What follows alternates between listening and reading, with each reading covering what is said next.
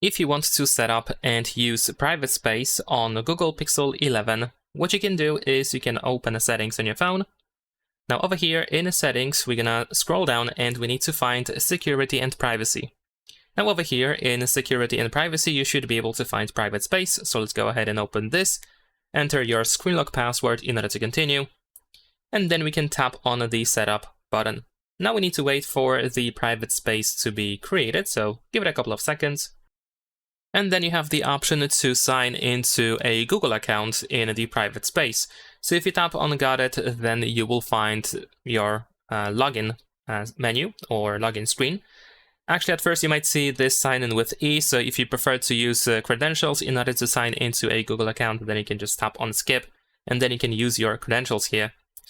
And the reason why you might want to sign into a Google account in private space is simply because the private space has its own Play Store. I mean, the Play Store itself looks exactly the same as a normal Play Store, but the difference is that if you install something in the private space, then it is installed only in the private space, and all the data that you have inside the private space is completely separated from everything that you have outside of it.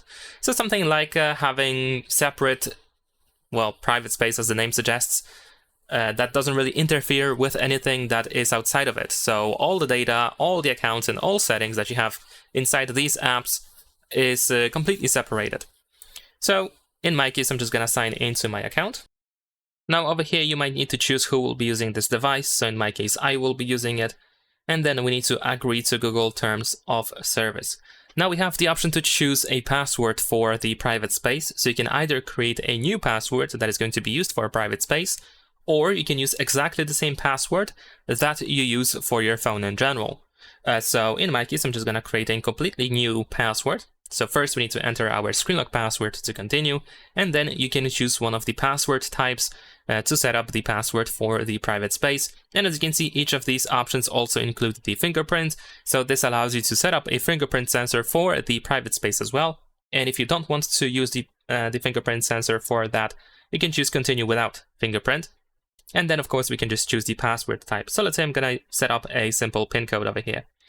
So enter your password, go next, enter the same password again, and confirm.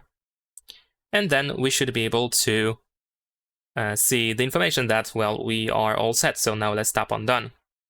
You should be able now to scroll down here in the app drawer in order to find this private section. So this is where we can find our private space. You can tap on this lock on the right side in order to then open the private space. Of course, you need to know the password in order to do so. And here we have everything that we have inside the private space. So by default, we have a couple of apps. And just to prove it to you that this is actually the separate environment that doesn't really interfere or synchronize with anything outside of it, if I go to this Files app here, so this is of course the file manager, then you can see that I have some files in here. Like if I go to downloads, I have some files in here. If I go to images, I have some images in here. And there we go. But if I open exactly the same app here from the private space, as you can see, it is completely empty. I don't have anything in here. So the same goes with apps. Whatever you install here in the private space, it is treated like a completely new app. This also means that you can technically use the private space to, let's say, duplicate apps, because I can install once again the same app that I already have installed. Let's say I'm gonna do that with Spotify. Even though I have Spotify installed over here, if I use this Add button and choose Install Apps, I will be redirected to the Play Store. And if I search for Spotify, then you will notice that I have the option to install it. Not open, I need to actually install it. There we go. And then I can find Spotify in here as well. And I can open it, I can set up a new account, and so on and so forth. So as you can see here, I am not signed in, whereas here on Spotify, I am actually signed in. As you can see, I do have an account, so I should be able to, of course, play songs and so on and so forth. Here, I don't have any data yet, so it is completely separated. So as you can see, we can easily clone apps by using private space.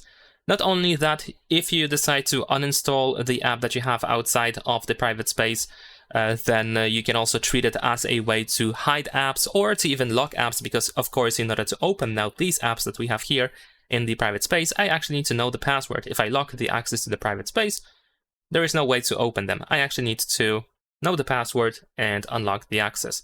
Besides that, you can of course use files. I mean, you can transfer files from your phone to the private space. So then you can use the Files app, or you can use, for example, the Photos app to access these hidden files. So this is also another way to hide files, not only apps, but hide files as well.